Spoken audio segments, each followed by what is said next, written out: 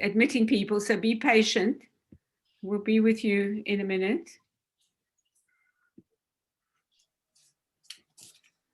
I'm putting it live on Facebook, so bear with me while I just set that up.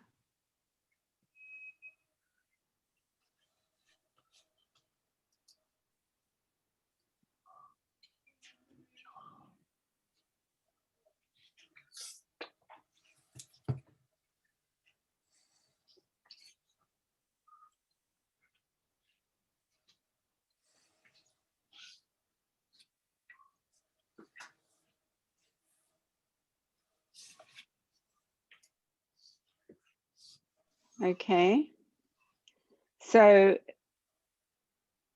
we're live on Facebook. If you don't want to be live on Facebook, you need to remove your face from the screen. Yeah.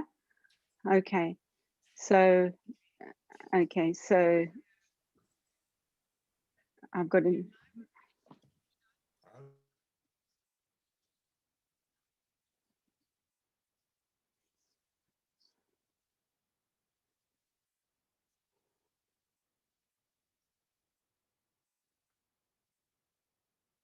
right.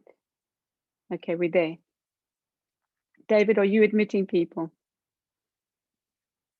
Okay, so Campaign for Truth and Iron Anti-Semitism welcome you all to this meeting called Christianity, Anti-Semitism and Zionism.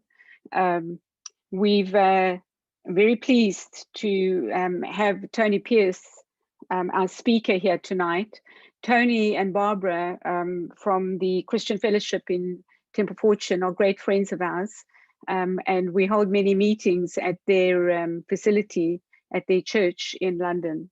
So we're very happy to have Tony here. Campaign for Truth and Iron Anti-Semitism are activist groups that stand against anti-Semitism. We formed in about 2007, and we monitor anti-Semitism both on the streets and online.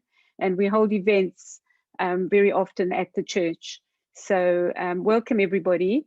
I'm going to introduce Tony for those of you who don't know him. Tony Pierce. He worked for several years as a teacher, teaching at the Hendon Comprehensive School in London and the Hashmonean Boys' School in North London. In recent years, he has worked in Christian ministry, now serving as pastor at the Bridge Christian Fellowship in Temple Fortune in London. He has authored a number of books, including the book The Messiah Factor and Countdown to Calamity. He edits the quarterly magazine Light for the Last Days, concerning the current events and Bible prophecy. The magazine takes a pro-Israel line and regularly comments on events in the Middle East. It is translated into French, German, Spanish, and Romanian. Tony is married to Barbara, who also takes a keen interest in supporting Israel and combating anti-Semitism. They live in Finchley. Before Tony starts speaking, I just want to say to you that on your screen, you've got a chat box at the bottom. We're going to ask you all to put your questions there as you go along, type your questions in, and David up in the corner there is going to correlate them, and he's going to be asking questions, correlating similar questions and posing the question to Tony. And from time to time, we'll invite certain people in to speak. I'm asking you please to keep your microphones on mute, and if you're invited to speak, to unmute yourself. So Tony, over to you. There you go. Unmute yourself. Thank you, Sharon. Can you hear me? Okay. Yes, I can hear you. Good. Well, it's very good to be with you all here. I came to the last meeting which Sharon and her friends put on, which Tuvia Tenenbaum spoke, and he spoke particularly about anti-Semitism and the anti-Semitism he found in the UK. And Barbara and I were quite horrified to see how much anti-Semitism there was around, and also to learn that much of it was from, or some of it was from, a so-called Christian background. And I suggested to Sharon that I might give a talk trying to illustrate perhaps some of the reasons why Christianity has been used for anti-Semitism, why it shouldn't be, and also the other side of the coin, why Christianity has a pro-Zionist point of view and a interest in supporting Israel. So we're going to go through some of the I think, David, are you ready to put the slides up? Yeah, so that's basically the introduction. The next one, I'm going to start off by reading from a book by a man called Andrei Schwarzbart. It's called The Last of the Just. It's based on a Jewish legend of the 36 just men, or the Lamed Vav, which is a kind of mystical Hasidic Judaism concept that there are 36 just men on the earth whose role in life is to justify the purpose of humankind before God. And the story begins with, it really covers 8 generations of the Levi family, going back to the execution of an Levi ancestor in 12th century York in England, and culminating in the story of Ernie, the last of the just, who's executed at Auschwitz. And in the passage I'm just going to read, it's as Ernie is about to be taken off to the concentration camp. And in this story, he actually marries his friend Golda the night before they're taken away. And as they're preparing to go to the concentration camp, their conversation turns to Jesus. And this is what it says. "Oh, Ernie," Golda said to them, "you tell me, why do the Christians hate us the way they do? They seem so nice when I can look at them without my star." Ernie put his hand round her shoulder solemnly. "It's very mysterious," he murmured in Yiddish. "They don't exactly know why themselves. I've been in their churches and I've read their gospel. Do you know who the Christ was? A simple Jew like your father, kind of Hasid." Golda smiled gently. "You're kidding me." No, believe me. And I bet they'd have got along fine, the two of them, because he really was a good Jew. You know, sort of like the Baal Shem Tov, a merciful man and gentle. The Christians say they love him, but I think they hate him without knowing it. So they take the cross by one end and make a sword out of it and strike us with it. You understand, Golda," he cried out, suddenly strangely excited. "They take the cross and turn it around. They turn it around. My God. Poor Jesus, if he came back to the earth and saw that the pagans had made a sword out of him and used it against his sisters and brothers, he'd be sad. He'd grieve forever. And maybe he does see it." A moving account and a sentiment which really distresses me actually as I read it. Of course, I believe that Jesus was more than a simple Jew, but nevertheless, when we read the Gospels, we have to recognize that Jesus was thoroughly Jewish from start to finish. And we also have to recognize that what it says here, what Ernie said there, is true, that the professing church has historically done exactly what it shouldn't have done and taken the cross and used it to smite the Jewish people with. And as he says, this is totally contrary to the will and the teaching of Jesus. And he does grieve over it, what has been done in his name. Let's just have a look at 1 or 2 verses which tell us about the Jewishness of Jesus. First verse of the New Testament, Matthew chapter 1. If you put it into Hebrew, it says, Sefer Toldot Yeshua HaMashiach ben David ben Avraham. The book of the generation of Jesus Christ, the son of David, the son of Abraham. In Luke's gospel, it says that when he was 8 days old, 8 days were completed for the circumcision of the child. His name was called Yeshua, Jesus. It also tells us in Luke that following that, he went up to Jerusalem with Mary and Joseph to go through the Pidyon Haben, the redemption of the firstborn service in the temple. The only event which is recorded in the life of Jesus as a child is when he is 12 years old. And it says in the Gospel of Luke that when he was 12 years old, they were taken up with the family to Jerusalem for the Passover. And at that time, he became separated from I think we've gone a bit too far here, David, so go back a bit. He's become separated from the large family group, and he ends up discussing the issues of the Torah with the teachers in the temple. Even one further back than mine. Then in Luke chapter 4, it says, at the beginning of his ministry, he goes around Galilee teaching in the synagogues, then goes to his hometown in Nazareth. And it says, so he came to Nazareth where he had been brought up, and as his custom was, he went into the synagogue on the Sabbath day and stood up to read. He was handed the book of the prophet Isaiah. But it says, as his custom was, he went into the synagogue on the Sabbath to read. And he reads from the prophet Isaiah, where it says, the Spirit of the Lord is upon me because he anointed me to preach good news. And he applies it to himself and his purpose of coming into the world. We see also that if you look in the New Testament, all of his disciples are Jewish.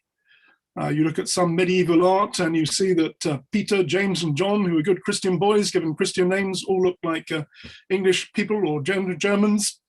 And Judas, the bad guy, he's always looks very Jewish. But in fact, they're all Jewish. Peter is Shimon, Kepha. James is Yaakov. John is Yochanan. And they're all Jewish disciples of Jesus. He tells his disciples not to go to the Gentiles, but to go to the lost sheep of the house of Israel. Okay, move on now. He tells a Samaritan woman that salvation is of the Jews in John's Gospel. It says he's not come to destroy the Torah, but to fulfill it. Matthew chapter 5. And he answers the question, which is the greatest of the commandments, by quoting the Shema in Mark chapter 12, where he says, the first of all commandments is, Hear, O Israel, the Lord our God, the Lord is one. You should love the Lord your God with all your heart, with all your soul, with all your might, and with all your strength. This is the first commandment. And the second is likewise, you should love your neighbor as yourself. There is no other commandment greater than these. A totally Jewish answer to the question, what is the greatest commandment? He participates in the Jewish festivals, in Sukkot at Feast of Tabernacles in John chapter 7, in the Passover. And of course, the Last Supper is in the context of a Seder meal. Read in Matthew chapter 26. It's in the context of the Seder meal that Jesus takes the bread and the wine and applies it to himself, but it's in the context of Passover meal. And the New Testament connects his death to the Passover, his resurrection also to the Chag Bikurim, the Feast of the First Fruits. And after the resurrection, Jesus explains what has happened to the disciples. In Luke's Gospel, it says, these are the words which I spoke to you while I was still with you, that all things must be fulfilled, which were written in the law of Moses and the prophets and the Psalms concerning me. Refers to the Torah, the Nevi'im, the Ketuvim, the three divisions of the Tanakh of the Jewish Bible. So anyone who reads these passages and reads the New Testament has to understand that Jesus is Jewish. In fact, the Gentiles play little part in the drama until the final trial before Pilate. And what also strikes me is that all these verses actually don't have any other interpretation. You can't interpret the fact that Jesus says, it says that he was circumcised on the 8th day any other way than that's what happened. You could deny that that's what happened, but you can't interpret it any other way. So we have this picture which comes through. Any intelligent reading of the New Testament shows the Jewishness of Jesus. Nevertheless, we see that the New Testament and certain verses in it have been used for anti-Semitism. So we have to look at those. So next one. The most notorious verse of all is in Matthew chapter 27. We'll come on to say a bit about that in a moment, where before Pontius Pilate, the people answered and said, his blood be upon us and upon our children. John's Gospel chapter 5, verse 18, it says, therefore the Jews sought all the more to kill him, because he not only broke the Sabbath, but also said that God was his father, making himself equal with God. In John 8, he says, you are of your father, the devil, the desires of your father you want to do. And in 1 Thessalonians, you brethren became imitators of the church of God, which are in Judea in Christ Jesus.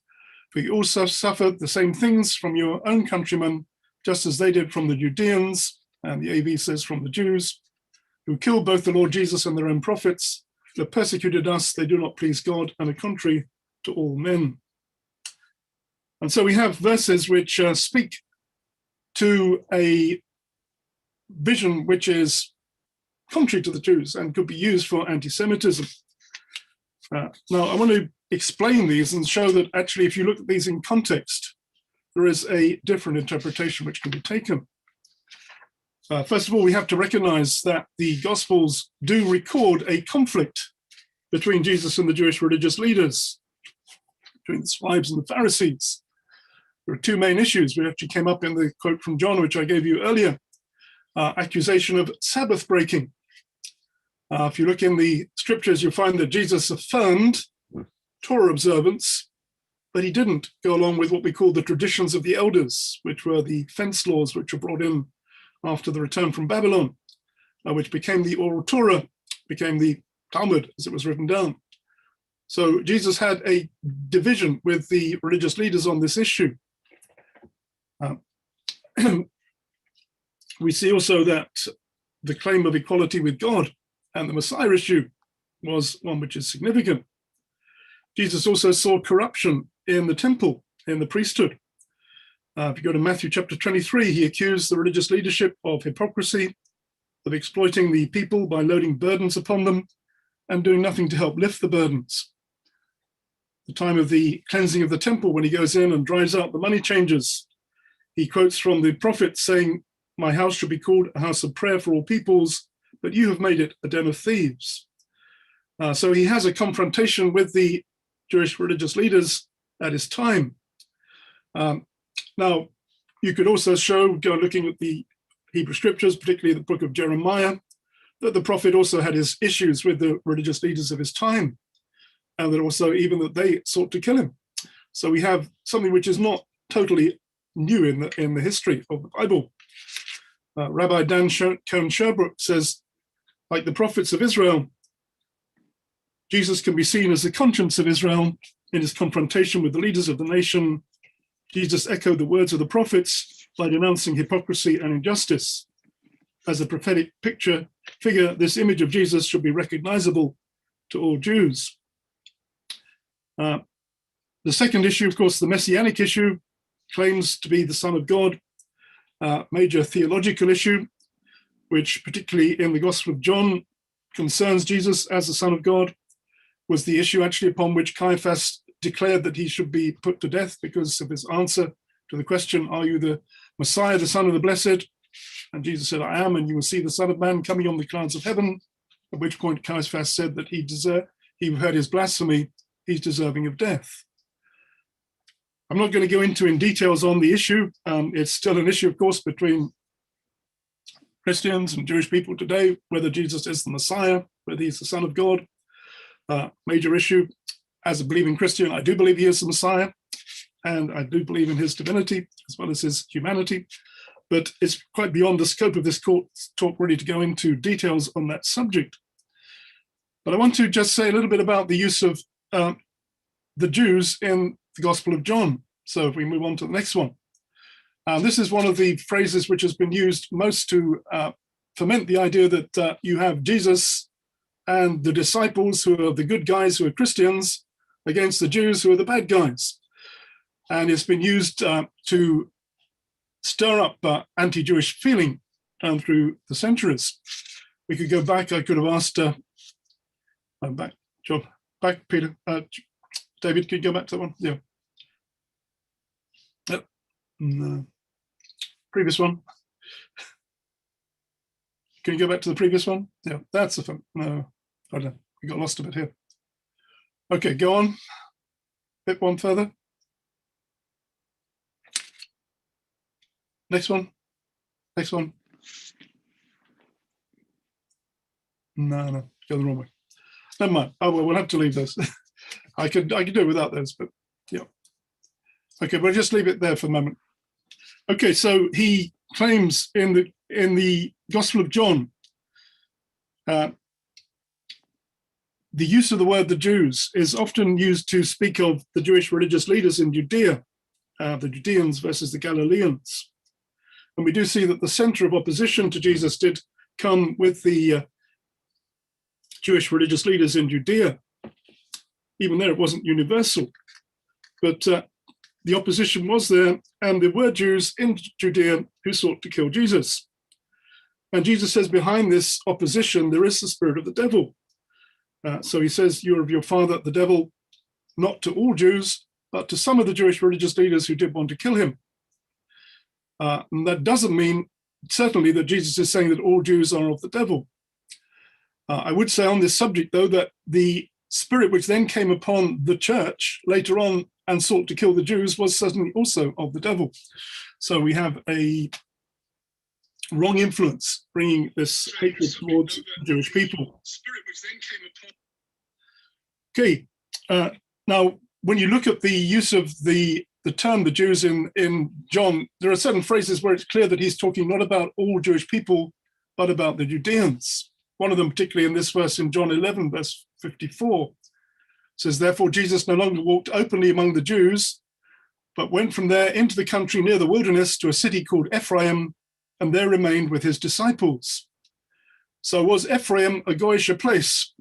Well, Ephraim was the name which is used in the prophets to speak about the northern kingdom of Israel. So he moved out of Judea into the area of Ephraim. So when we read the Jews in John's Gospel, you've got to discern what he's actually meaning by it. And for the most part, he's talking either about Judeans as opposed to Galileans, or the Jewish religious leaders. Now, the Jewish religious leaders, particularly Caiaphas, the chief priest, did want Jesus to die. He was opposed to Jesus, and in one statement in John's Gospel, it says that Jesus should die for the people. It says, because if we let him alone like this, everyone will believe in him, and the Romans will come and take away both our place and our nation. Now, this actually shows you that Jesus had a large following amongst the Jewish people. And the following was so large that Caiaphas was afraid that if he didn't do something to remove Jesus, it's going to cause some kind of a problem which would upset the Romans and would then cause the Romans to come and to take away our nation. So let's move on and look about the one about his blood be upon us and upon our children. This is the verse which has been used. It's in Matthew's Gospel, chapter 26, which has been used perhaps more than any other to say that because certain Jews made this statement before Pontius Pilate, calling for the death of Jesus, therefore the death of Jesus should be avenged upon all Jews for all time to all generations. This is clearly a false interpretation of the scripture. If you read carefully particularly in the book of Matthew, you'll see that what was happening at this time, you had a crowd which had gathered in front of Pontius Pilate in the Praetorium, probably in the Antonia fortress, which is to the north of the temple site. Scholars say there's a maximum of perhaps 500 to possibly 2,000 people who could be there. Were they all the Jewish people, the entire Jewish people? No, they were a selection of people who were probably picked by Jesus' enemies to shout for his execution. Now, estimates of the number of people who'd be in Jerusalem at this time for the Passover were in the hundreds of thousands. And many Jews who were there were for Jesus. In fact, if you look in Mark's Gospel, it says that the common people heard him gladly. You had a crowd of people who were at the triumphal entry of Jesus into Jerusalem who were greeting him with the words, Baruch haba b'shem Adonai, blessed is he who comes in the name of the Lord, Hoshiana, calling him Melech Israel, Ben David. So clearly supporters of Jesus. It's also interesting if you look in the 26th chapter of Matthew, Caiaphas organized a meeting, the chief priest, to take Jesus, quote, by trickery and kill him. Says, not during the feast, lest there be an uproar among the people. So he's discussing how to arrest Jesus. If he said, if we arrest him publicly at the feast, there's going to be an uproar among the people. So why should there be an uproar among the people if everyone hated Jesus and wanted to get rid of him? There'd be an uproar amongst the people because there are many people who are for Jesus, and if they arrested him publicly, it could cause a riot. That's why they had to recruit Judas, so that he could lead them to where they could arrest Jesus secretly at night and take him for the trial, put charges against him with a verdict that he deserved to die, and then hand him over to Pontius Pilate. Now, I've written a long article on this, which I'm not going into details of, but my understanding is that actually Pontius Pilate was in a way being manipulated by the chief priests to do something which he didn't want to do. He knew that the setup was a setup, but he was basically being blackmailed by the chief priest to pass the sentence of death upon Jesus. There was an idea behind it that if he didn't do that, they'd report him to Caesar as someone supporting a rival claimant to be king, or cause a riot which would look bad on his record. So Pilate knew that it wasn't true, but he didn't have the courage to just throw the case out. He went along with it, and he handed over Jesus to be flogged and put to death, even though he knew that there was a false case against him. And when we come to the text in mind, it says, when Pilate saw that he could do nothing to prevail at all, but rather that the multitude was rising, he took water and washed his hands before the multitude, saying, I'm innocent of the blood of this just person, you see to it. And all the people answered and said, his blood be upon us and upon our children. So was it all the people, the entire Jewish people for all time, or the people who were there at that event? His blood be upon us. It was spoken to Pilate, not to God. It was spoken by Jewish opponents of Jesus, not by all Jews. I've said there were many Jews who were for him. It was a foolish word, which is also not binding upon their children and their descendants and their future descendant generations. The Bible actually doesn't teach collective guilt, but personal responsibility before God. In Ezekiel chapter 18, it says, the soul that sins shall die, the son shall not bear the guilt of the father, nor the father bear the guilt of the son. The righteousness of the righteous shall be upon himself, and the wickedness of the wicked shall be upon himself. And you have similar concepts actually in the New Testament teaching. On the cross, Jesus pleads for forgiveness, not vengeance on those responsible. He says, Father, forgive them, for they know not what they do. When you come to the New Testament, it actually defines who is responsible for the death of Jesus in the book of Acts, where it says, for truly against your holy servant Jesus, whom you anointed, both Herod and Pontius Pilate with the Gentiles and the people of Israel were gathered together to do whatever your hand and your purpose determined to be done. So actually it says that it was the will of God that Jesus should die. All people were involved, Jews and Gentiles, and there's no way that this could be used as a justification for cursing all Jews at all times for the death of Jesus. Okay, let's move on and see what happened, how this develops in church history. When you look in the book of Acts, you find that the church at the beginning was all Jewish. The Gentiles only came in after Acts chapter 10. You had a Nazarene church which kept Jewish feasts and the Messianic faith in Jesus throughout the first century and beyond. And Paul wrote his epistle to the Romans, telling Gentile Christians to bring good news to the Jews, to pray for Israel, and that the root that supports them is Jewish. They should not boast against the Jews, that the Jews should be beloved for the Father's sakes, and that the gift and calling of God is without repentance. So you have the apostles who are Jewish, the scriptures written by Jews.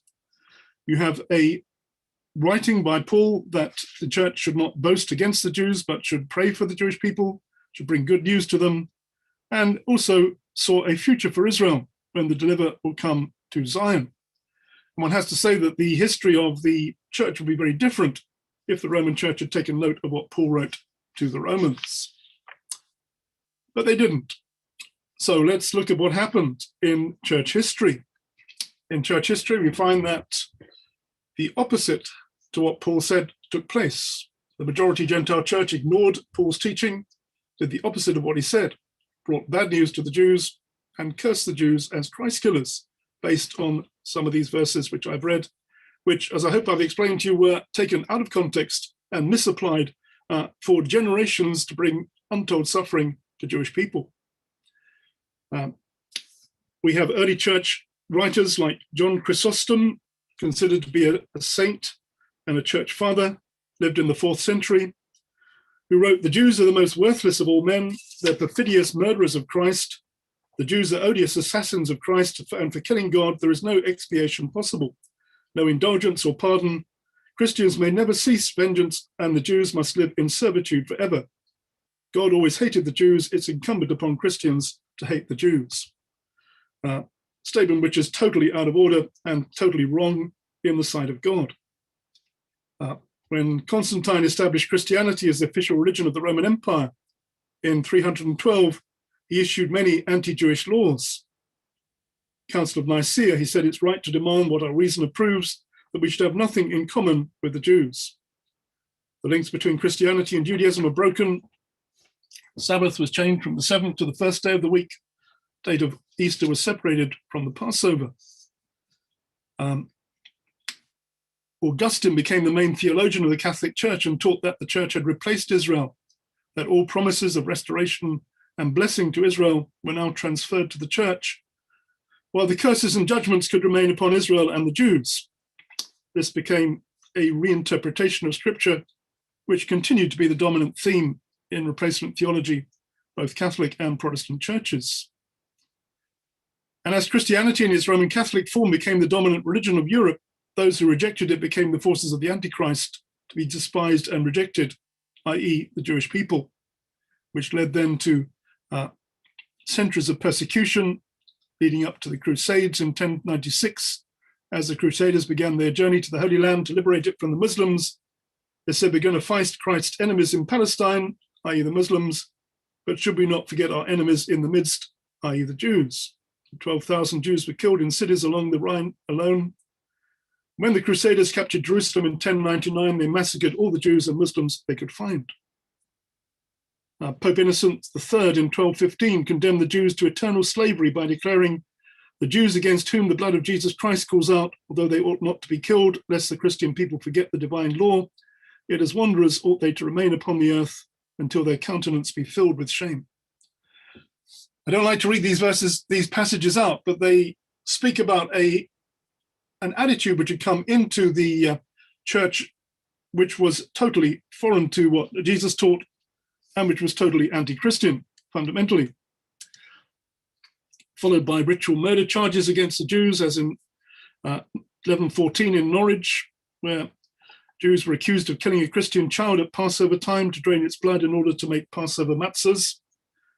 This hideous, ridiculous charge resurfaced time and again, most recently in the Muslim world, leading to massacres of the Jews. In 1290, King Edward I expelled all Jews from England. Spanish Inquisition against all Jewish people and non-Catholic Christians, leading to 1492, the Jews given the choice of forced baptism or expulsion from Spain. One has to say even that Martin Luther hoped initially that he would attract Jews to his Protestant faith, understanding they couldn't accept the superstitions and persecutions of Rome, but when they refused his attempts to convert them, he turned on them and uttered words of hatred which were used word for word by the Nazis in their propaganda. And you have the 19th century, the Russian Orthodox Church driving the force of the pogroms with violent attacks on Jewish communities, the kind which are portrayed in Fiddler on the Roof. They had one solution to the Jewish problem, which was 1/3 extermination, 1/3 forcible conversion to Christianity, 1/3 expulsion. And Hitler, speaking to his legal advisor in 1938, said in the Gospels, the Jews called out to Pilate when he refused to crucify Jesus, his blood be upon us and upon our children's children. Perhaps I have to fulfill this curse. A terrible history of Jewish suffering, showing the terrible truth of that most of it has been instigated by people who claim to be Christians and who brought this accusation against the Jewish people that the Jews killed Jesus and therefore are under a curse and should be persecuted by the church, which was based on a false reading of the New Testament and a denial of the true message of Jesus and the apostles. Now, one has to say that this was not the uniform narrative. For most of the time when this was taking place, the Bible itself was not available for the people to check it out. David, you've gone on. Go back to the previous one. That's the previous one. That's all. Yeah. Yeah, keep it there. Was not a uniform narrative. The Bible wasn't translated into languages which people could read. It was in Latin. Even most priests were not educated in its context. They knew the stories, but as interpreted and taught by the corrupt church to a biblically illiterate laity. With the Reformation, there came the translation of the Bible into common languages. This was actually opposed by the Catholic Church, and one reason was that they realized that if people read what the Bible actually said, they would see a huge gulf between what it said and what they taught. People like Tyndale, who translated the Bible, were burnt at the stake for doing so. Also, as we had the development of the printing press, had an increase in literacy, people began to discover what the text actually says. And in 1611, you had the authorized version in English, and which had a huge effect upon the understanding of the Bible itself, and also an understanding of Jewish people and the prophecies of the Bible. And people began to recover the Jewish Jesus and to read some of the prophecies of restoration to Zion. Really, the prophets themselves would have been barely known by the mass of people up until this time. And as people read scriptures like Jeremiah chapter 31, hear the word of the Lord, O ye nations, he who scattered Israel will gather him as a shepherd does his flock. And Ezekiel chapter 36, I will take you from among the nations, gather you out of the countries and bring you into your own land. Isaiah 11, he will set up a banner for the nations and will assemble the outcasts of Israel, gather together the dispersed of Judah from the four corners of the earth. And Jesus' word in Luke 21, Jerusalem shall be trodden down of the Gentiles until the times of the Gentiles are fulfilled, indicating there be a time when Jewish rule of Jerusalem would return. And he connected this with the parable of the budding of the fig tree, which is seen by many commentators as a parable of the restoration of national life to Israel. And this was seen also as a sign of the second coming of Jesus in New Testament terms. So as we have the Bible in English, we have a change which brings the possibility that people can actually read the book themselves and find out what it says, which was not the case for most of the period up until this time. Very interesting book I have here called The Bible and Sword by Jewish writer Barbara Tuchman.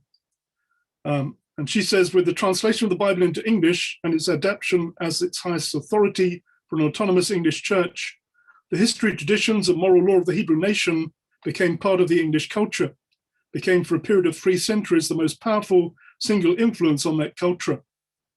It linked, to repeat Matthew Arnold's phrase, the genius of the and history of us English to the genius and history of the Hebrew people. This is far from saying that it made England a Judeo-phile nation, but without the background of the English Bible, it's doubtful that the Balfour Declaration would ever have been issued in the name of the British government or the mandate for Palestine undertaken, even given the strategic factors that later came into play. And as we see, you can move on to the next one, David. As we look at what happened in the following times, we find that the 17th century Puritans discovered the Hebrew roots of the Bible and prophecy. There was a couple called Joanna and Ebenezer Cartwright, who in 1649 wrote a petition to the government of England and Holland that this nation of England, with the inhabitants of the Netherlands, shall be the first and readiest to transport Israel's sons and daughters in their ships to the land promised to their forefathers, Abraham, Isaac, and Jacob, for an everlasting inheritance. The petition further requested that the Jews may again be received and permitted to trade and dwell amongst you in this land. That was in the land of England. And remember that actually in 1290, the Jews had been expelled from England. And this began a movement to bring the Jews from Holland to live in England, beginning of the Jewish settlement of England in around 1650. Also aided by a man called Manasseh ben Israel, a Jewish rabbi who caught on to the Cartwright Declaration and wrote a book called The Space Israel, the Hope of Israel, in which he appealed to England to complete the dispersion of the Jews by admitting them to England before the worldwide gathering or ingathering of exiles could begin. And in 1655, Cromwell agreed to this, saying that England should atone for its past cruelties to the Jews, the more so as we are children of the same father, Abraham, they naturally after the flesh, we believers after the spirit. We move on to the 19th century. In Britain, we have a period of revival of Christianity in Britain, time of Bible reading and searching, also a beginning of a worldwide missionary movement, and many began to look to the place of Israel and the Jews. We had the London Jews Society, which was backed by the great social reformer, Lord Shaftesbury, was a Bible-believing Christian. Apart from throwing himself into the works on behalf of the poor and the dispossessed, he also worked on behalf of the Jewish people, and he had a vision for the restoration of the Jews to Jerusalem and the land. He recognized the past injustices done towards the Jewish people and took up a Zionist position before Zionism was particularly well known or practiced amongst the Jewish community. Had an influence also upon the church and politics. Petitioned Lord Palmerston, and Palmerston, then the Foreign Secretary, wrote to the British ambassador in Istanbul, Constantinople in 1640 to, quote, recommend the Turkish government hold out every encouragement to the Jews of Europe to return to Palestine. And in August the 17th, in 1840, the Times published a leader on a plan to plant the Jewish people in the land of their fathers, which was now under serious consideration. Also commended the efforts of Lord Shaftesbury, the author of the plan, as practical and statesmanlike. Shaftesbury and others then agreed to petition to set up a consulate in Jerusalem to look after the interests of Jewish people in Palestine as it was then. And when it was set up, Shaftesbury saw it as having prophetic significance, as the ancient city of the people of God is about to resume a place among the nations, and England is the first of the Gentile nations that ceases to tread her down. Quoting there from Jesus' words about Jerusalem being trodden down of the Gentiles, and seeing this as the beginning of the process which would lead to the Jewish population returning to Jerusalem. It's also followed by the establishment of Christ Church Jerusalem, which was founded as in the grounds of the consulate, and had the work to pave the way for the return of the Jews to the land and look after their welfare. And today you can go to Christ Church, which is just inside the Jaffa Gate, and they also have a museum there which shows some of the ways in which the church was working towards the return of the Jewish people and to building up the Jewish community in Palestine as it was then. We move on towards the end of the 19th century, and Herzl writing his book, Der Judenstaat, the Jewish State, which was read by an English clergyman who was the chaplain to the British Embassy in Vienna, a man called Reverend William Heckler, who, when he read Herzl's book, was quite astounded by it and went to visit Herzl. And he said these words, Dr. Herzl, I stand before you. For years I've been waiting for you. For years I've announced you to princes and to statesmen, the ecclesiastical dignitaries I've encountered. I prepared the way for you. The hour has come. Your idea will triumph. Consider me at your service in our common cause. Your book is inspired, even though you may not realize it. And it is as well this way. This is the way God works. You have, for like all the world and like all the Jews in this city, you've forgotten the prophets. You no longer accord to them their rightful place, but you are of your people, and your prophets, involved for all time in the sufferings of Israel, will never leave you in peace. Like Moses in another age, the sufferings of your people in Russia, the trial of the captain of the French army, that's Dreyfus' trial, God is calling you to your long-forgotten Jerusalem. And I say this with deep emotion and will repeat it without ceasing. God is with you. You will succeed whatever happens. And Heckler went on to encourage Herzl, to give him, he had a lot of contacts, especially in Germany, with the kind of princes and the ruling class there. And he did what he could to help Herzl in his plan to bring about the return of the Jews to Israel. And he was there at the First Zionist Congress, encouraging Herzl at that moment. So he was a Christian Zionist before the state of Israel, looking for the return of the Jewish people to Israel.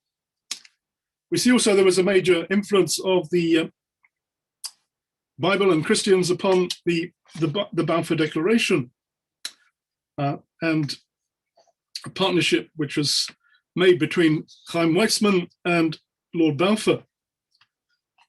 Interestingly, Weizmann actually wrote to how political leaders of his day were sympathetic to Zionism on the basis of the Bible. He addressed the Jewish Board of Deputies in 1917 and said, men like Balfour, Churchill, Lloyd George were deeply religious and believed in the Bible, that to them the return of the Jewish people to Palestine was a reality, so that we Zionists represent to them a great tradition for which they had enormous respect. And Barbara Tuchman writes about this and speaks about the influences upon Balfour.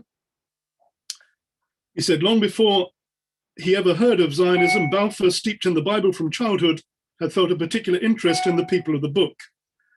According to his niece, companion and lifelong biographer, Mrs. Dugdale, it was a lifelong interest that originated in the Old Testament training of his mother and in his Scottish upbringing. As he grew up, his intellectual admiration and sympathy for certain aspects of Jewish philosophy and culture also grew, and the problem of the Jew in the modern world seemed to him of immense importance. He always talked eagerly on this idea, and I remember in childhood imbibing from him the idea that Christian religion and civilization owes to Judaism an immense, measurable debt, shamefully ill repaid. And this led to the British government approving the Balfour Declaration, which will be followed by the Balfour Declaration, of course, saying that His Majesty's government views with favour the establishment of a Jewish homeland in Palestine. Balfour Declaration to be ratified by the League of Nations at the San Remo Conference in 1920, which confirmed the mandate of Palestine to Britain and supported the concept of the Balfour Declaration. And many have said that without this, it's unlikely that the UN would have passed the resolution for the partition of Palestine in 1947, which led to the establishment of the State of Israel in 1948. So we can see that there is a historical kind of link which goes from the time of the Reformation, particularly through the 19th century, up until the founding of the state, of Christians who supported the idea of a return of the Jews to Israel and the establishment of a Jewish homeland in Palestine, to be the State of Israel. Sadly, of course, we had then the horrors of the Holocaust and even the betrayal of the Balfour Declaration by the British in Palestine, but that couldn't stop the fact that in 1947, the UN voted for the establishment, for the partition of Palestine, which led to David Ben-Gurion pronouncing the establishment of the State of Israel on May the 14th, 1948. So how does this affect Christians post-Holocaust and post the establishment of Israel? Now, of course, the Holocaust itself led to great soul searching amongst major denominations of the church, led to some repentance for anti-Semitism, a rejection of the Jews killed Jesus theology at an official level. Here's a statement from another book which tells us about these things, Hear, O Israel by Grattan Guinness.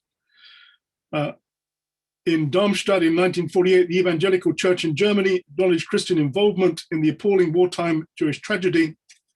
Said Christian circles washed their hands of all responsibility, justifying themselves by saying there was a curse on the Jewish people. Christians no longer believed that the promises concerning the Jews still held good. They no longer preached it, nor showed in their attitude to the Jews. In this way, we Christians helped to bring about all the injustice and suffering inflicted upon the Jews in our country, and led to a repentance for that. And in the Catholic Church as well, we see that there was a change of heart. Pope John the 23rd said shortly before he died in 1963, we realize now that many centuries of blindness have dimmed our eyes, so we no longer see the beauty of thy chosen people, no longer recognize in their faces the features of our firstborn brother. We realize that our brows are branded with the mark of Cain. Centuries long has Abel lain in blood and tears because we had forgotten thy love. Forgive us the curse which we unjustly laid on the name of the Jews. Forgive us that with that curse we crucified thee a second time. Well, apart from dealing with the Holocaust, once the State of Israel was established, we saw that many Christians saw in this the fulfillment of Bible prophecy, the restoration of Israel. Many supported the right of Israel to exist, and in the following years, numerous organizations developed, believing that the State of Israel and the existence of Israel is right in the sight of God and is a fulfillment of prophecy. Christians also recognized Israel's immense achievements as a sign of God's favor with Israel, including its victories in wars against all the odds, 1948, 1967, 1973. And even events like the Entebbe rescue saw the hand of God in Israel's victories. particularly 1967, which saw the fact that Jerusalem was now in Jewish hands, was seen by many as an encouragement to the ultimate redemption of Israel and Jerusalem being no longer trodden down of the Gentiles, but being the Jewish capital of the state of Israel. It's actually at that point that I came into the picture, because I remember that in 1967, I was in my second year at university, studying for my exams and reading the news and feeling that there was some important thing taking place in the Middle East and feeling very pro-Israel. And I even hitchhiked down from Cambridge to London to offer my services at a Jewish agency. They didn't need them because in 6 days they did pretty well without me. But I had this feeling there was something important taking place there. I couldn't explain why. I wasn't a Christian and I'm not Jewish, but when I became a Christian 3 years later and read the Bible, I began to see the significance of these events and the significance of Israel's restoration. Christians also supported Israel's efforts in the land becoming fertile, which was also seen as another fulfillment of prophecy.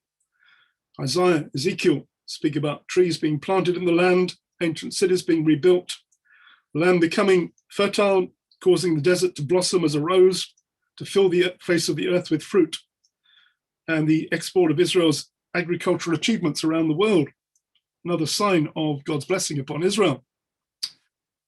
And also technology and medicine and other achievements of Israel. And out of this came a number of pro-Israeli organizations, including a lot of pro-Israel influence upon some of the God TV programs. Revelation TV has a regular pro-Israel slot with our friend Simon Barrett, which I think Sharon has also appeared upon. And also in America, even more so, we see that the influence of pro-Israel has spread to America through, firstly through certain Christian influences, Darby, Blackstone, Schofield Reference Bible, giving a theological underpinning for the modern pro-Israel movement in the States. And also we see that in America, very influential evangelical churches supporting Israel and having even a political influence upon the situation. Many supporting Trump in his bringing the embassy up to Jerusalem, proposing a peace process which would leave Jerusalem undivided in Jewish hands, retaining Judea and Samaria settlements and the Jordan Valley and the Golan Heights. And so we have this pro-Israel influence, which has been particularly important in America in advocating for Israel, with a pro-Zionist voting bloc taking place. We have to say that this is not the whole picture, because there has grown up in recent times a anti-Christian Zionist movement. So if we can move on to the next one. Another book here called Israel Betrayed by Paul Wilkinson, which gives a lot of details of what is called the rise of Christian Palestinianism. Can you get the next slide up, David?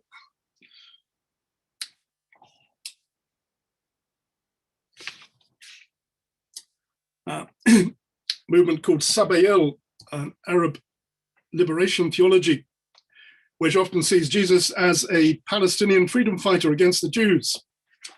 Yasser Arafat, speaking in Bethlehem in 1995, said, "This is the birthplace of our Lord, the Messiah, the Palestinian.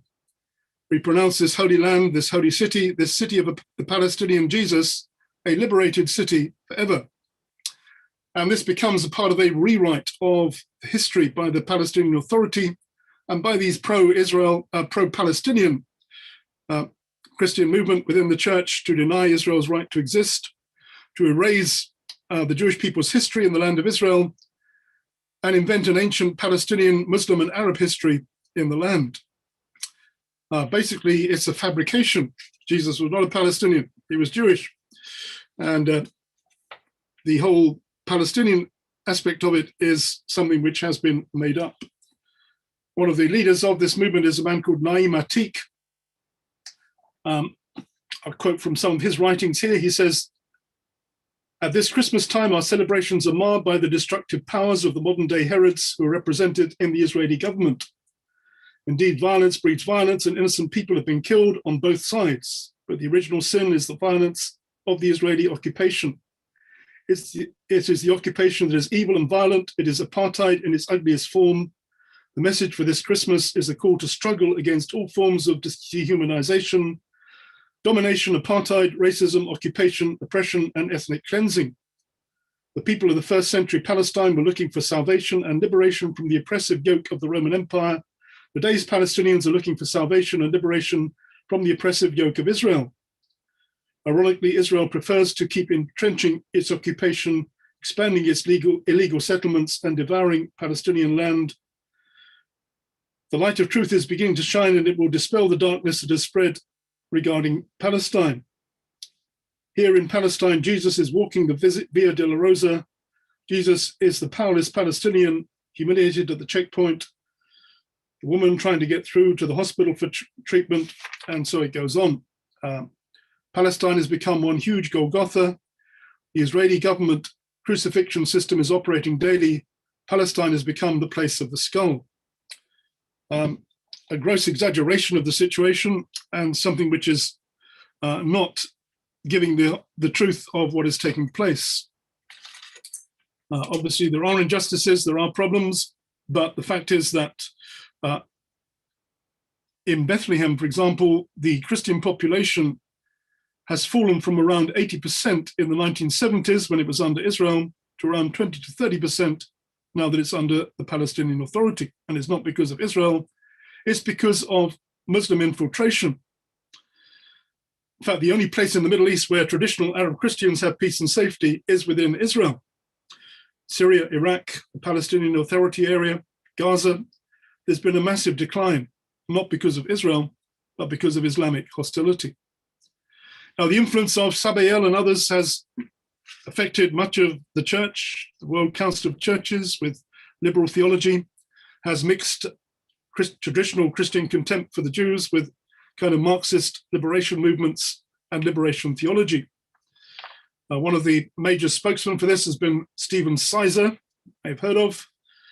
Also, we have Garth Hewitt of the Amos Trust, Colin Chapman, author of Whose Promised Land, others who are influencing mainline churches to oppose the existence, oppose Israel and oppose Zionism. There's a call to Western Christians to reject the assumption that the Israeli occupation of Jerusalem and a large part of Palestine is somehow the fulfillment of prophecy. Church of Scotland produced a report in 2013, much influenced by Stephen Sizer, which said that the Christian Zionist viewpoint worldview has a cataclysmic consequences for religiously integrated and lasting peace in Palestine, Israel. Christian Zionism portrays an unjust God with an unjust people and seeks to exclude and expel and arguably eliminate whatever is perceived to be alien to its cause. I believe that is untrue. I'm a Christian Zionist. I believe in the state of Israel. I would like to see a just and lasting peace for Israel and the Arab world. But I know that the major problem in achieving this is that the Palestinians are, for the most part, motivated by an ideology which aims at the exclusion and expulsion of Israeli Jews and even their extermination. They may have formally renounced the Palestine National Covenant, which calls for that, but they're still acting upon it. And the Hamas Covenant does call for that. These things are never mentioned by the opponents of Israel. It's interesting that after the Oslo Accords, Arafat was accused by some of his supporters of betraying the cause by negotiating with the Jews. He said, don't worry, this is part of the phased policy which we all agreed to in 1974.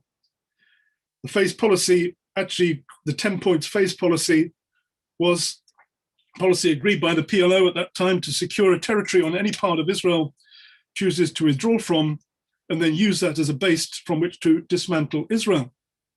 And you could say that that is basically the policy which even today the Palestinian Authority and certainly Hamas is following, supporting terror, indoctrinating their children with a hatred for Israel, and still basically aiming at the elimination of Israel. See also that they're equating Zionism with racism according to the UN formula, which is another horrible accusation. And generally they side with the Islamic movement against Israel. They don't criticize the atrocious human rights record of Islamists, but they do criticize Israel. one of the most shameful things which happened was that Stephen Sizer went to Iran, had his book on Christian Zionism translated into Farsi, addressed a whole group of high-up people in Iran with the approval of the daughter of Ayatollah Khomeini. And he spoke of Christian jihad as submission to the will of God. It's to become like Jesus. One day the whole world will be brought into submission to God's perfect will, inshallah, and we have much in common with fundamentalist Islam. Well, fundamentalist Islam is slaughtering Christians around the world, bringing terrible injustice against oppressive regimes on the suffering people of Iran, Afghanistan, wars and terror in Iraq, Syria, Lebanon, Yemen, Nigeria, much of the Sahel region of Africa, and now into Mozambique and other parts of Africa. Generally, these people have nothing to say about this, only that somehow Christians who support Israel's right to exist with the hope for a peaceful democratic government in Israel are responsible for all the trouble in the world. Now we see sadly that this is a major influence on a number of NGOs and Christian organizations, World Council of Churches, Presbyterian Church, the Church of Scotland, World Vision, Christian Aid, Oxfam. All of these are supporting this view, also supporting the replacement theology, really, idea of Augustine. I once did a debate with Colin Chapman, the author of Whose Promised Land. I spoke with the prophecies of the Jews coming from the north, south, east, and west to Israel in prophecy. He said this fulfilled the word of Jesus of the Gentiles coming from the north, south, east, and west into the church. Classic piece of replacement theology. Generally, they would reject and spiritualize prophecies about Israel's restoration, concept of a covenant with Abraham, Isaac, and Jacob having anything to do with the land today, and would have no concept of a second coming of Jesus Christ or a millennial reign from Jerusalem. Paul Wilkinson describes the end game which they're working towards, Sabael is working towards, which is, if I can find the page, yeah. Said Sabael's vision embraces two sovereign states, Palestine and Israel, which will enter in confederation or even a federation, possibly with other neighboring countries, where Jerusalem becomes the federal capital. Indeed, the ideal and best solution has always been to envisage ultimately a binational state in Palestine, Israel, where people are free and equal, one state for two nations and three religions. That might sound okay, but if you follow it through and realize what it would mean, it would actually mean the end of Israel. It would mean that huge numbers of Palestinian refugees would flood into the land, they would become a majority, and because of the hostility to the Jewish people, they would end up pushing Israel out of the land. And it would mean the end of the state of Israel. And you see that basically most of these people, if you really understand their program, it is the same as the left Islamic program: from the river to the sea, Palestine shall be free. Following the words in the Psalm 83, let us cut them off from being a nation, let the name of Israel be remembered no more. But it won't happen, because God has a plan to keep Israel and to preserve Israel as a nation. And just to wrap it up, let's see where we are at today, where all this is leading to. Okay. We do see a growing anti-Semitism in Europe, and most potent form of this anti-Semitism is actually not the classic Jews killed Jesus, Christian-influenced anti-Semitism. It's an alliance of left-wing and Islamist anti-Zionists. If you look at these people, they're also pretty anti-Christian as well. What we're seeing also is a decline of America, the late great United States of America, a decline of the Christian and pro-Israel influence in America. Looks to me like the Biden administration is taking a very negative line on Israel and Iran. The Iran nuclear issue is particularly dangerous for the future. And we see that Israel is being in some ways betrayed by what is taking place at the present time. Interesting, we've also seen some peace treaties with Israel and Sunni Arab countries, which see Israel as an alliance against the Iran. We also see a kind of economic alliance which is built up with Israel, Egypt, Greece, Cyprus, over the oil and gas find off in the Mediterranean. So we see one movement towards peace, but we also see movements towards war. Will there be war or peace in the Middle East? That's actually the title of my latest magazine in Light for the Last Days. Bible prophecy actually does indicate the coming of a series of troubles, including the war of Gog and Magog, Ezekiel 38, 39. And if you follow through some of the passages in the book of Ezekiel, you can see that the countries are lining up pretty much as it says in the Bible. Russia is in Syria, Iran's in Syria, Turkey is in Syria, to the north of Israel. Iran is leading the hostility against Israel at the present time, and the possibility of war breaking up in the north is a real possibility.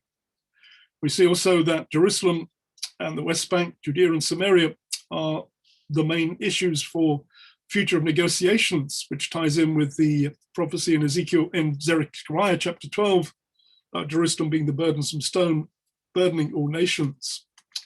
And in this, we see also that there is both a Jewish and a Christian expectation of the coming of the Messiah. I was looking at some articles by a man called Rabbi Winston, who takes Ezekiel 38, 39 literally, and Zechariah 12 to 14 literally, and sees in them the forerunners of the coming of the Jewish Messiah. He doesn't see them as the forerunning of the coming of Jesus, but as a Christian myself, I do see this as prophecies which are looking to the second coming of Jesus the Messiah, following a time of great trouble in the last days. And it looks to me very much like we are living in the last days, and we're seeing the movement towards the fulfillment of these Bible prophecies.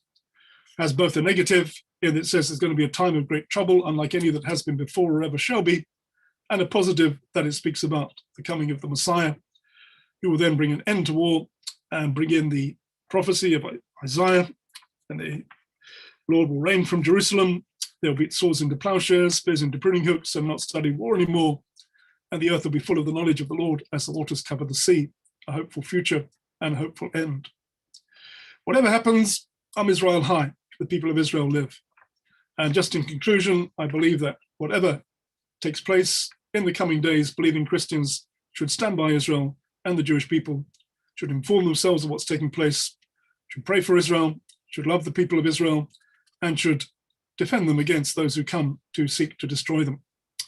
So that's really what I close with. If anyone's got any, I don't know, got any questions or anything you want to ask me or say to them. So Tony, thank you so much for your talk and for coming forward to be involved with this discussion.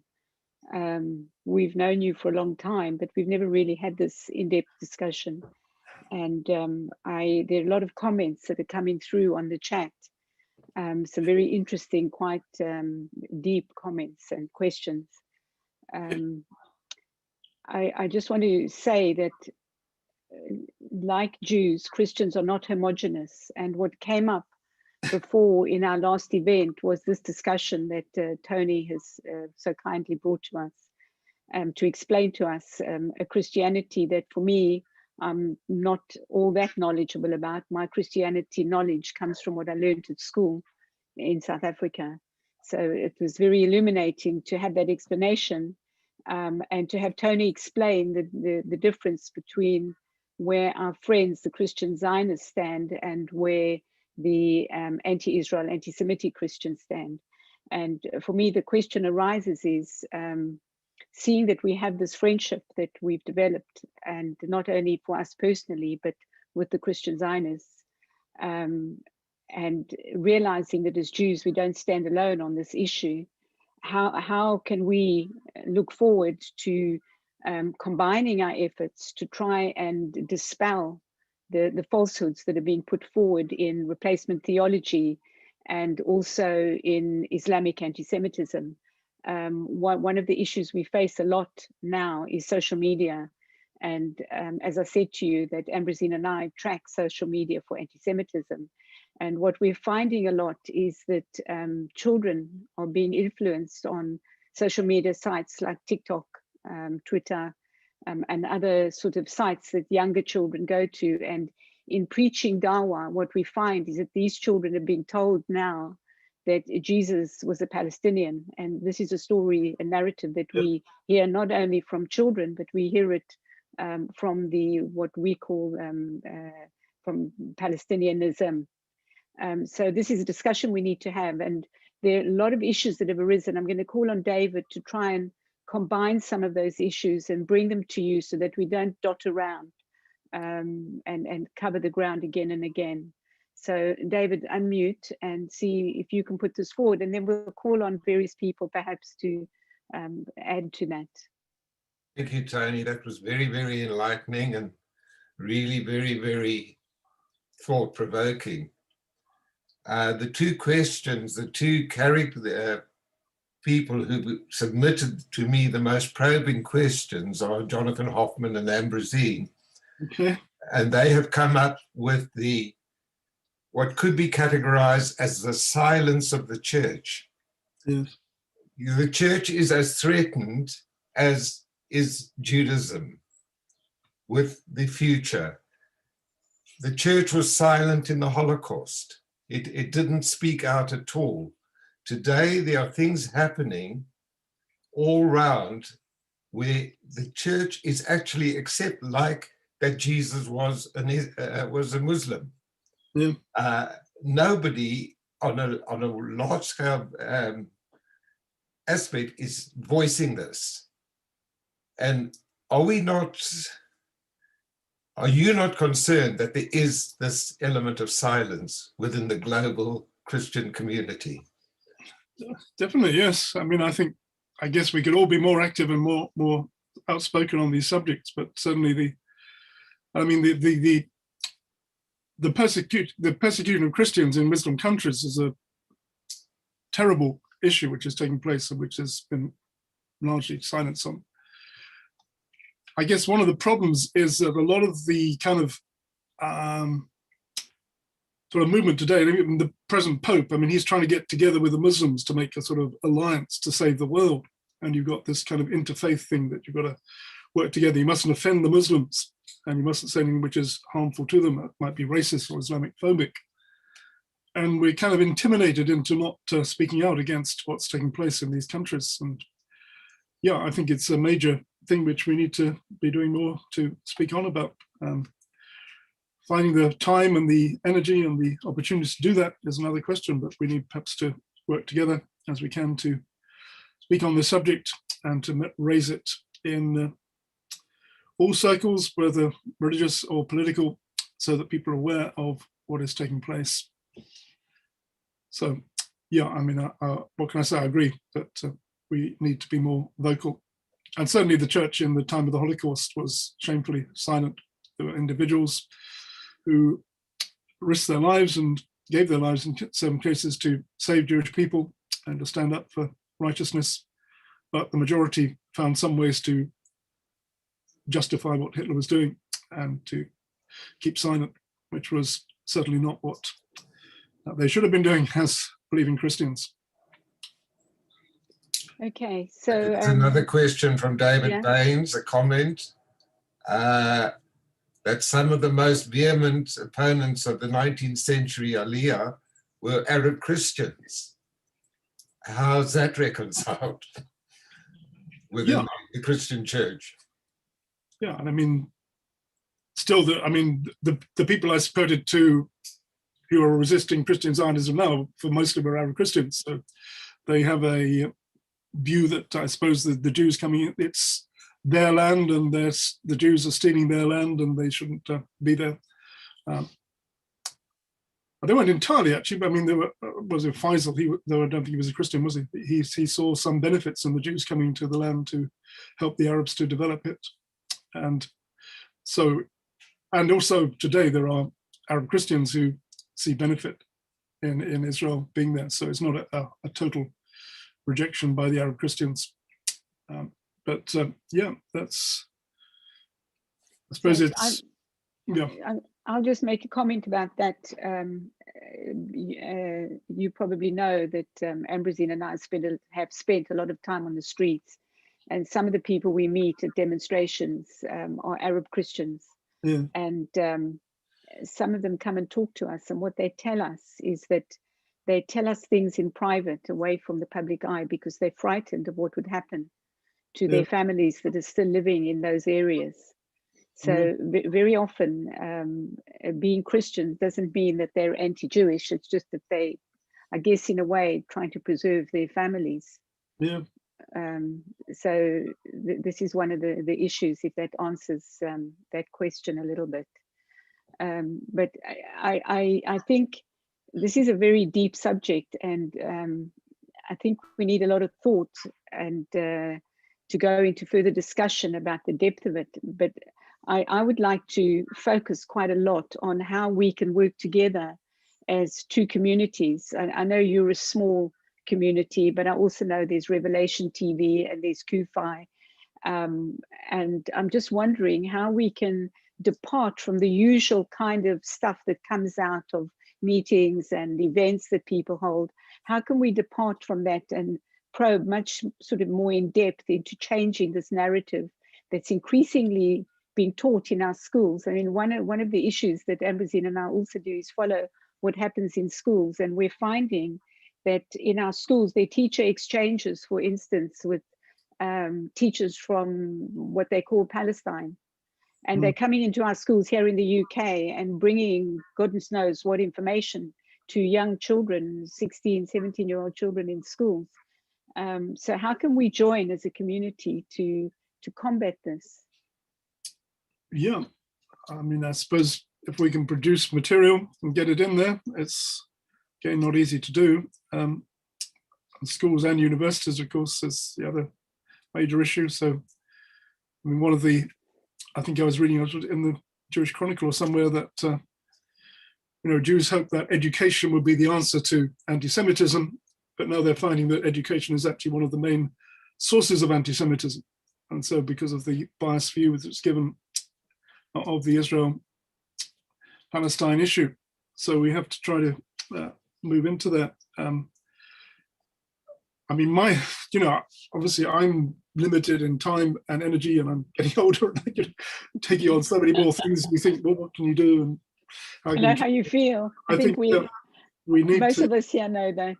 Try to, you know, take opportunities, and I appreciate all that you're doing to make the cause known. I guess we could be using the internet much more, and it's one of the areas where we could get more information on, and perhaps work together on that to put Israel's point of view and to resist this anti-Semitism and anti-Zionism spirit. So, I think I'm going to, if Jonathan doesn't mind, if Jonathan wants to enter the discussion, Jonathan Hoffman. Yeah, I'll tell you what he has to say. Because I know that Jonathan has got a huge knowledge about all those issues you spoke about Amos Trust and Sizer and all of these elements of replacement theology that you spoke about. So perhaps Jonathan might like to come in and say a few things. Jonathan, unmute yourself. Yeah, okay. Tony, thank you for really a tour de force. That was fantastic and much appreciated. I think the main thing I want to say is that Christians are too quiet. Christian Zionists, when it comes to, for example, this horrible professor in Bristol, Professor Miller, who is really, really nasty things, I don't see Christian Zionists, you know, when we do demonstrations in the street, I don't see Christian Zionists coming out. I don't see them writing to newspapers. I don't see them on talk shows. So my main encouragement to the Christians on this call, and I know there's lots on this Zoom call, are please be more vocal. We know you're there, but we need your voices to be heard. So that's my plea. My question really is on this question of the motivation for Christian Zionism. Before the US election, I had a long discussion with somebody I used to work with who now lives in Washington, and he's on the left. And he was insistent that the motivation for Christian Zionists in the United States was this end times theory, that it's important for the second coming of the Messiah, the Christian Messiah, that the Jews are in control of Israel, and that when the Messiah comes, then the Jews can simply be dispensed with. And he was insistent that that's the motivation for Christian Zionism. Now I looked for statistics on, from opinion polls on the motivations for Christian Zionism, and I couldn't find anything. Tony, in your opinion, what proportion of Christian Zionists are motivated by this end times motivation, as opposed to the genuine support for Israel? Is it possible to get a handle on that? Thank you. I mean, do the two have to be opposite? I mean, I do believe in the end time scenarios, and I wouldn't deny that. But I think that with that, we also see the place for righteousness of Israel existing, standing for Israel and standing for Israel politically as well as theologically. So, yeah, there is an element of both. And I don't think, I mean, I guess, I am certainly a supporter of Israel, Christian Zionist. I also do believe that these events are leading to the second coming of Jesus, so I wouldn't deny that. So therefore, it's not my total motivation for supporting Israel, but it is part of it, I would say that.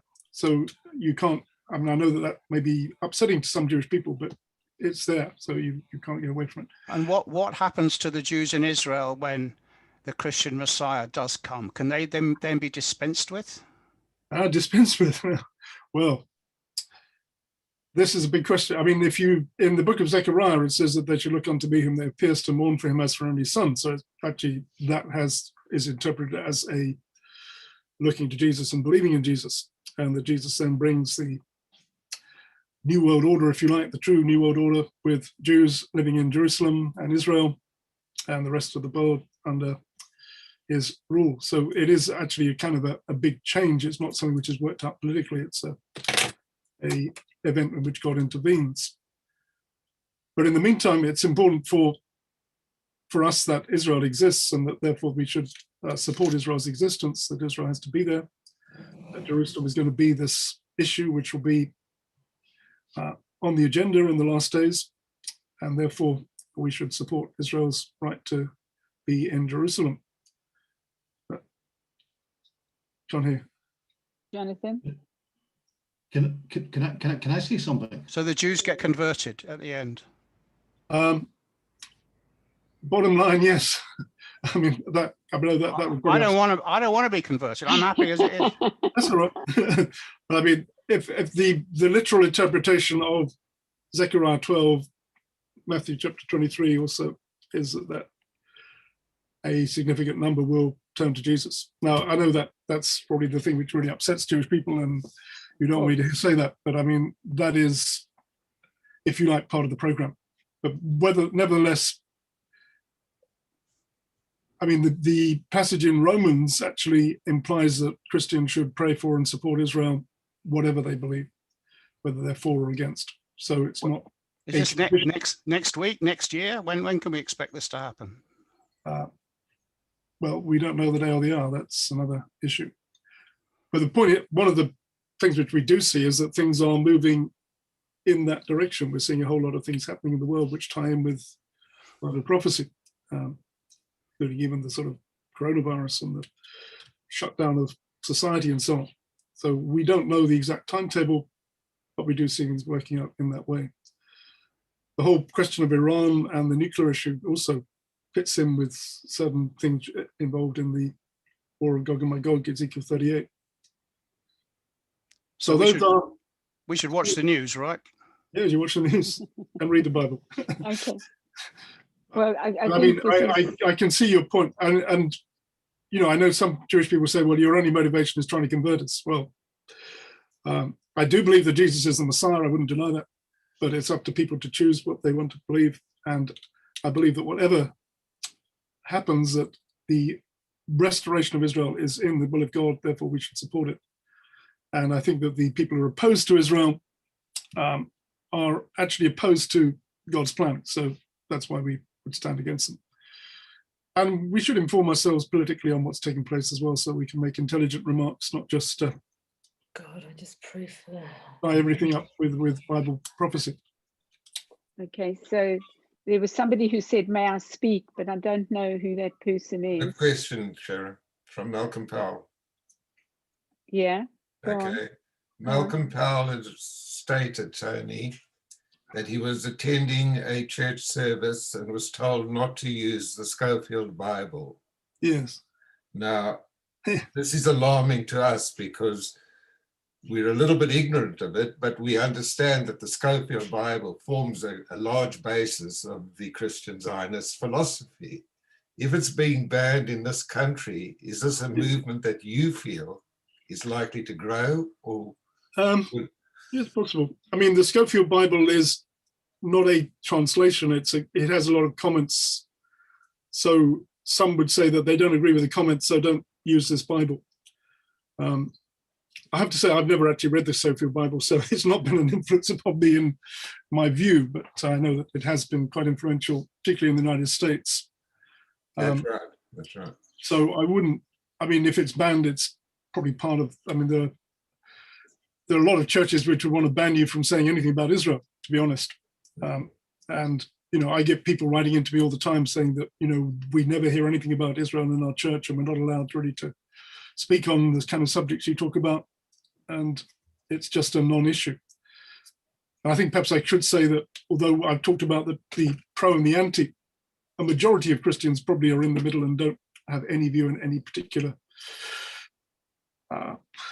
interest in the subject. So they wouldn't be like, you know, you have vast numbers of Christians who are anti-Israel and vast numbers who are pro. There's a large majority who are stuck in the middle with no interest. And a lot of the churches actually do, official churches want to suppress now this kind of view, which I've been putting forward. It's definitely not flavor of the month. And there are people who write to me say that I've been more or less banned from our church from saying anything on this subject. So yeah, it is a problem. And I see someone has put there, very true, Tony. That's Susan, who I know. Yeah. Perhaps it's been your experience, Susan.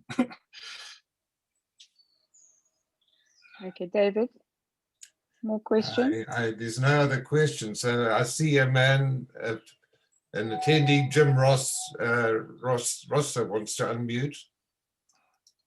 Who is that? Thank you. Yes. Yeah, all I wanted to comment on was Jonathan's question and the way he framed it. So the way that you framed your question, Jonathan, was you said that is the motivation for Christian Zionists the end time because that's what we want to believe about, you know, Jesus coming again. Therefore, that sort of drives us down that road of Christian Zionism. And my response to that would be that it's not a motivation. It comes out of a natural reading of the scriptures. So if you take the Bible and you read it in a plain English or a plain, you know, whatever language you're reading it in a literal, historical, grammatical sense, in a way that you would read a normal book, you know, without trying to eisegesis. You know, eisegesis is when you read something into a piece of literature. What we try to do is we try to do exegesis, and we try to let the book speak for itself.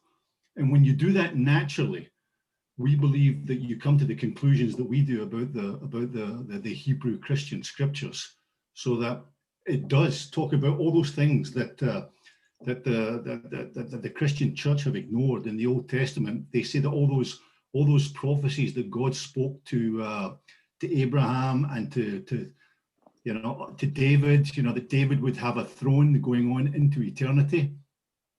They say that that's now been absorbed into the Christian church. Well, no, it hasn't. If you do a plain reading of the Old Testament, you can't possibly come to that conclusion. So therefore, we fully believe that Jesus, well, when he comes back, he will rule from Jerusalem on David's throne. The Jews will be the premier nation on the earth once again, as predicted throughout the Old Testament. they will be the premier nation, and the Gentile nations will go up every year at the Feast of the Tabernacles, and they will look for a Jew who can take them up there because they have the favor of God. That is the plain teaching of the Old Testament. And that's how we come to those conclusions. It's all about the hermeneutic. It's all about having that correct, literal, historical, grammatical hermeneutic when you approach the scriptures and you let them speak to you. And what you try not to do is you try not to enthrone yourself over what the scriptures are trying to teach you. But we won't be Jews anymore. We'll be converted. Well, you'll still be Jews. You'll still be Jews. But Christian Jews. Believing Jews. Oh, You're still Jews. Jews is you will always be the children of Abraham. Nothing will ever change that. That's Jim. That's my understanding. That's my understanding. Going on into eternity, you will always, and that will never change throughout eternity. You will always be God's chosen race. Amen. Completed Jews in the Messiah, Yeshua. okay. I mean, one of the things I said in my talk was that, in the first century, the apostles actually had to be persuaded to go to the Gentiles. They were going, first of all, entirely to Jews. So the first church was entirely Jewish. So they didn't call themselves Christians even. They were just Jews that believed in Jesus. So it was not and many of them continued going to the synagogue as well. So it wasn't like a kind of a departure from being Jewish. It was someone said a completion. But coming back to what Jonathan said, I appreciate what he says and I understand it. But I do believe that whether Jewish people accept Jesus or reject him, that's their decision. The Christian church, the true Christian church, should have a love and a concern for Israel and the Jewish people. Should have repaid the debt that we have from the Jewish people, giving us the Bible, giving us our message of salvation, etc., with love and with kindness. The fact that the church has done the opposite is a shame on the church. Now, today we do have the opportunity to repay this debt by standing with the Jewish people today against anti-Semitism, standing against anti-Zionism and the hatred of Israel, which is a real factor in the world today. Maybe Jonathan can actually give us some leads into who to write to and what to do and how to do this, because say one of my problems at the moment is that I've got so much on my plate I don't have time to do half of what I need to do, let alone take on more things. But I think that we need to have there's a lot. In 7 days' time, there's a film called The Present, which is a viciously anti-Israel film, which is shortlisted for one of the Oscars. Oh yeah. Oh dear. So there's not a lot we can do about that. But if it wins, then let's hear you condemn it. Yeah.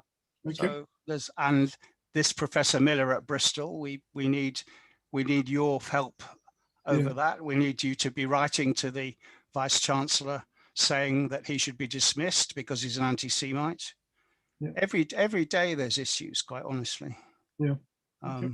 So perhaps Jonathan, one of our problems is that we work within our own community. Ambrosine and I have tried to work with Barbara and Tony, and perhaps we should be reaching out a little bit outside of our own community. And Tony, hopefully then you will join us. Yeah, sure. So be on our mailing list for issues like writing and joining letters about the lecturer in Bristol and the film and so on that are coming up. Yeah, and I guess so. Even from this meeting, you've got a list of people who've turned in, so maybe you could. That's right. So we'll keep in touch with you. And I'll put my Twitter name. Just follow me on Twitter. You'll see. Okay. Well, I think we should do this. I think we should join a little bit of our forces and work together on this. But David, where are you? There's another question. Yeah, there's another question. There's a question, Tony, from Norman Olswanger, and we're going back to the Islamic situation. Norman asks, categorizing and summarizing what he's asking, is the rewriting of history making Jesus an Islamic prophet, not a dual-edged sword here? And is it not being very, very devious? First of all, it'll undermine Christianity completely because he will become an Islamic prophet. And secondly, it will serve as a purpose to be anti-Semitic or anti-Jewish, in that they will become once again prophet killers because they killed Christ according to Islam. Yes. So what are your feelings on this? What are your comments on this? Well, I mean, the fact is that in the Quran, Jesus is a prophet. He's the last prophet before Muhammad. The Quran actually rewrites Bible stories. If you read the Quran, which I don't recommend you to do, but you find that it's full of Bible stories. I mean, Abraham goes to Ishmael, and the covenant goes to Ishmael, not to Isaac and the Jews. So you have this kind of rewriting of the Jewish side of the story. You have the rewriting of the Christian side as well. And it denies certain fundamentals of the Christian approach to Jesus, that he's the Son of God, that he died on the cross and rose from the dead. You have an alternative Jesus. He's going to come back this time as a sort of servant of Muhammad and Islamize the world and then wrap it up. So that's the sort of Quranic has a kind of end time speculation which brings Jesus in as well. So the Quran already has made another Jesus who is the prophet of Islam. Now, what's happening with Arafat saying that Jesus was a Palestinian prophet, a Palestinian shaheed and a martyr and so on, is really building on the Quranic approach and sort of aligning it with the sort of Christian anti-Semitic position that Jesus was killed by the Jews and was so on. So it is something which is anti-Christian and also anti-Jewish. And, I've noticed that the Palestinian Media Watch has actually picked up on some of this thing and saying that the Jews have actually got to reclaim the Jewishness of Jesus because that's who he was. And the making Jesus into a Palestinian is part of the Palestinian rewrite of history to de-Judaize the land of Israel and the history of Israel. So that's is another issue. But yeah, basically the Quran does have Jesus as a prophet already, and it has a false picture of Jesus. Well, Sharon, it looks like Tony's answered everybody. It's everybody's in awe. All right. Yes. Well, Okay, there's okay. So I think, Tony, it's a very heavy subject, and I'm hoping that we'll come back to it with more information and perhaps a couple more speakers to have debates about it. I think that the questions that were raised are quite in-depth questions that need more probing, especially this end of times issue that I know concern a lot of Jewish people. And I think we need to tease through that and try and understand it more. We've had two slightly differing views here on that.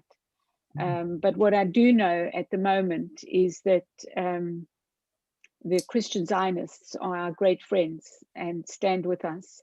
And we'd like to see more activity, joint activity, working together a little bit more to see if we can change the narrative that's creeping into our education system, into our politics, in fact, into our entire society. So what I want to ask people is, if you want to be in touch or to follow people on the chat line, put your Twitter feed there, put your email address, well, your email address I'll have, but put your Twitter feed there or your Facebook profile link on the chat line so other people can have a look at it. We'll leave it up there for a little bit so people can look at it and follow. You can follow us on @campaign4T on Twitter, and you can follow Eye on Anti-Semitism on Twitter. You just need to put those in, Campaign for Truth or Eye on Anti-Semitism. You can follow us on Twitter. You can follow us on Facebook. And if I have your email addresses. If you do not want to be on a mailing list, you need to send me an email so I can take you off. Otherwise, I will add you all to a list, and we will share hopefully all the information that we have coming through so that you can join us and help raise this voice that we need. So I think I see I've got one more hand up here. David Baines. Would you like to unmute yourself and have one last question there? It's not so much a question as an observation. Yeah. I think it's really one of the things that what I've always understood about Judenhass, hatred of the Jew. It's called the world's oldest hatred. But if you understand it in purely secular, humanistic terms, it actually makes no sense at all. If you look at it in the spiritual context, then it makes perfect sense, because of the promise that Hashem made to Avraham, through you, your descendants, all the nations of the earth will be blessed. We have Satan, an enemy. And who would want to destroy that promise? The enemy, Satan himself. And we have to meet it in this sense, in this arguments against it. But we also have to remember that we are in not just a secular war of ideas, but a spiritual war. And that's the real point about this. And that there's the whole thing about, again, the conflict in Israel as well at the same time. Well, with Islam, looking as Islam is Israel, as far as as the Muslims are concerned, is Dar al-Harb, a house of war, not Dar al-Islam, which is a house of peace.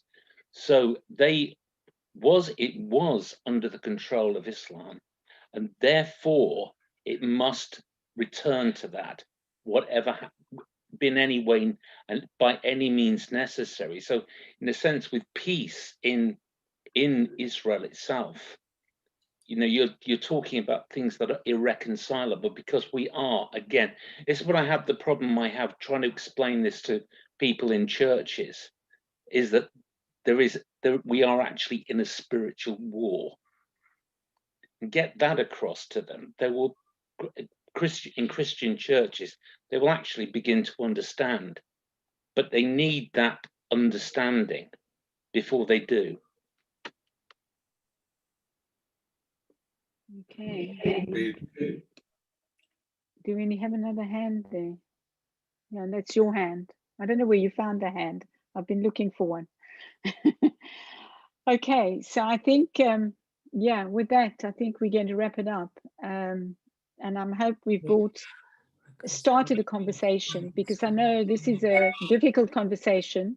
It's quite tough to question each other's belief in this way, and to try and make sense of it so that we can all live together in peace and look forward to a future in peace. So I'm hoping that we'll continue this conversation. We'll arrange more meetings on it, I think. So Tony, thank you so much. Thank you, and Barbara, for being our friends, for being with us, for giving us a space where other communities will not give us the space to hold our meetings. And I won't go into that now, but thank you so much. And God bless you all. Yeah, God bless you. Thank you. Thank you, Thank you, Tony. Tony. Thank you. Shalom Aleichem. Shalom Aleichem. Shalom. Thank you, everyone. Could I just say we're not able to save the chats? Is there a way that we can save the chat? Because all these links have been put on and you can't save any of them. Okay. Put them in file. Yes, we can do We're that. going to save it. I've done that. And you can normally save chats, but we can't. Yeah, save I can't these. change it now. But what I'm going to do is we've saved it, and I'm going to put it online, and I will email it to everybody who's registered. How's that? Right, thank you. I'll send it out. I know that there was a section in the settings, and I apologize, I forgot to change it. And I should have done, because I know that that's where people get the information from. But I will do that. I'll email it to everybody. I will also put it on the Campaign for Truth and the Iron Anti-Semitism Facebook page. And maybe I won't, because it reveals people's information publicly. I'll email it to everybody. Okay. I've saved it, Sharon. Yeah. Thank you. Okay, guys, I'll say good night, and thank you again. And Thank I wish you. you all well in these difficult times. I hope everybody's You managing to get through, and we'll be out soon. Take care. Tada. I'm going. Thank you. Shalom, shalom. Tada and shalom. Bye. Thank you. Thank you. Thank you, Tony. Very much. Okay, hi, Linda. Thank you, Tony. Thank you, Sharon. Thank you, David. It's a great pleasure. Thank you. Bless you all. Yeah. Sorry? Okay, so I'm going to go. Tony, take care. Love to Barbara. Sharon.